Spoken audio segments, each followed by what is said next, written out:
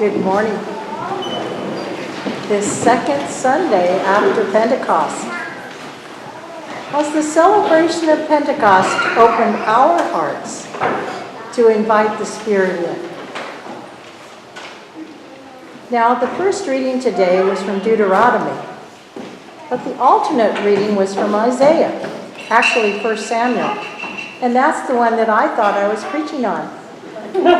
So I'll just tell you a little story. It was the story from Samuel, who's sleeping in the temple with Eli, his mentor.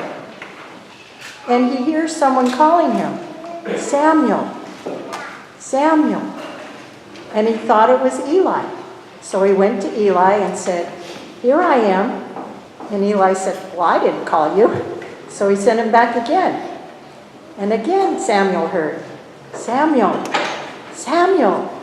So Samuel went back to Eli and he said, "Here I am." And Eli said, "Not me. Go back again. And when you hear your name called, say, 'Here I am, Lord.'" So Samuel did. He went back and he heard again, "Samuel, Samuel."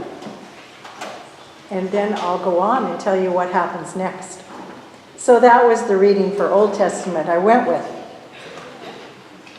So early in that passage, Samuel was not yet knowing the Lord, not yet recognizing when he was being called. Are we not recognizing when God calls us? Are we able to say, "Here I am. Speak, for your servant is listening." Your servant is listening. The whole theme of God speaking, hearing God speaking, it's pretty suspect in this day and time, isn't it? Maybe it was back in Samuel's time too. The passage tells us that Samuel lived in a time when word from the Lord was a rare occurrence, and signs and wonders were few and far between. I wonder, perhaps folks were not seeing the wonders all around them. Maybe they needed to change their glasses to see with their hearts. Our culture today is focused so much on what we can factually see and measure.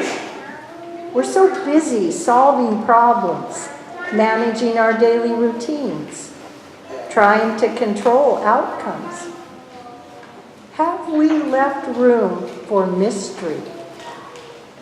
There's a quote from Albert Einstein that says, "The intuitive mind is a sacred gift, and the rational mind is a faithful servant." We have created a society that honors the servant and has forgotten the gift. Have we made open space for the movement of the Spirit in our lives? Are we paying attention to when God shows up in our lives? Are we honing the antenna to recognize God's gifts of grace? God shows up in so many ways, most of them without words per se. The psalmist in today's psalm isn't afraid to talk about the deep ways in which God knows us. The psalmist is confident of the all-pervasive knowing on God's part. I resonate with this psalm. I find it so nourishing. It softens and opens my heart. The passage from 2 Corinthians describes the experience of those early Christians claiming the light of the knowledge of God having shone in their hearts. Jesus in our gospel today addresses the idea of hardness of heart. He's very angry and critical of the Pharisees. They multiplied regulations creating their own form of godliness. They got so wrapped up in their own rules that they lost sight of God. By the time Jesus lived, the laws governing the Sabbath had become more and more complex. What counted as work was detailed to the point that it even limited the number of steps you could walk on the Sabbath. Jesus reminds the Pharisees that the Sabbath was made for humankind, not humankind for the Sabbath.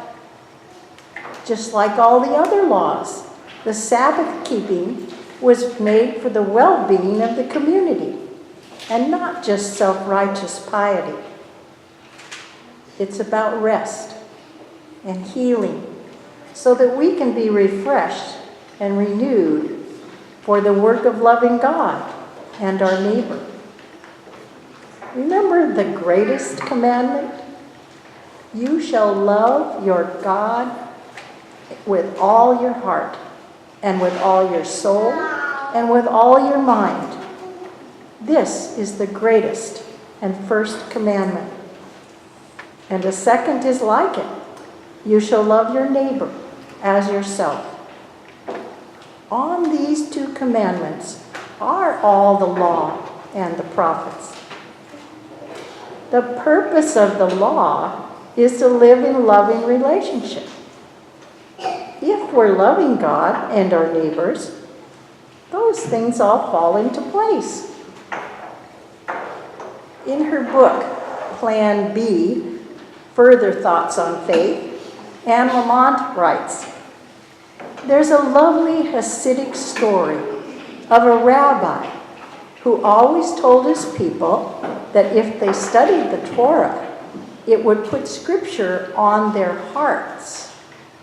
Now one of them asked, 'But Rabbi, why on our hearts and not in them?' And the rabbi answered, 'Only God can put scripture inside, but reading sacred text can put it on your heart, and when your hearts break open, the holy words will fall inside.'" When are our hearts hardened? When are they broken open? Transformation is ongoing. The Spirit is always in motion, cracking open our hardened hearts. She gives us a new lens in which to see the wonder all around us, to participate with open hearts in healing the wounds of creation. In closing, I'd like to offer you a blessing. This comes from John O'Donohue.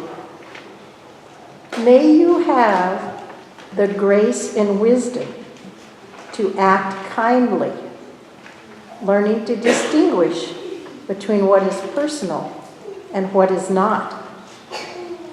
May you work on yourself, building up and refining the ways of your mind.